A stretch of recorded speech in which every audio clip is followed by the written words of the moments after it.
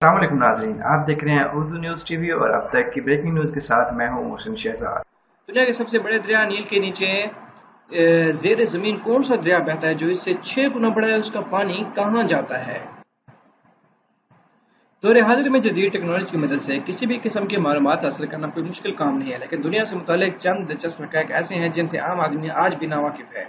دنیا کی موجودہ آبادی روزانہ 400 بلین گیلن پانی استعمال کرتی ہے۔ دنیا میں موجود پانی کا صرف 3% حصہ قابل استعمال ہے، جس میں سے 1% زیر زمین اور دریاؤں میں پایا جاتا ہے، اور 2% پہاڑوں پر گلیشیئرز کی صورت میں جامد ہے۔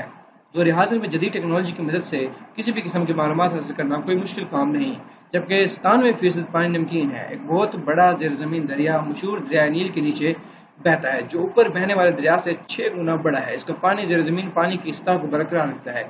اگر سمندر کا پانی صاف ہو تو سورج کی روشنی 240 فٹ کی گہرائی تک پہنچ سکتی ہے۔ خلیج فارس دنیا کا سب سے گرم سمندر ہے۔ گرمیوں میں سمندر کا درجہ حرارت 36 سے 35 ڈگری سینٹی گریڈ تک پہنچ جاتا ہے۔ چاند صحرائے گوبی سے 1 ملین گنا زیادہ خشک سیارہ ہے۔ زمین خلا میں 67,000 میل فی گھنٹہ کی رفتار سے سفر کرتی ہے۔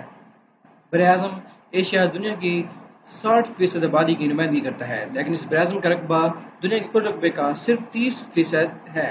دنیا کا سب سے تباہ کن زلزلہ سن 1557 میں وسطی ایشیا میں آیا، جس میں 8,40,000 سے زائد لوگ لقمہ اجل بنے۔ زمین کی سطح کا کل رقبہ 197 ملین اسکوائر ہے۔ زمین پر 540 آتش فشاں پہاڑ موجود ہیں، لیکن جدید ٹیکنالوجی اور سائنس کے باوجود زیر آب کتنے آتش فشاں پہاڑ ہیں اور ان کے پھٹنے کا وقت کیا ہے، اس کا اندازہ کسی کو بھی نہیں ہے۔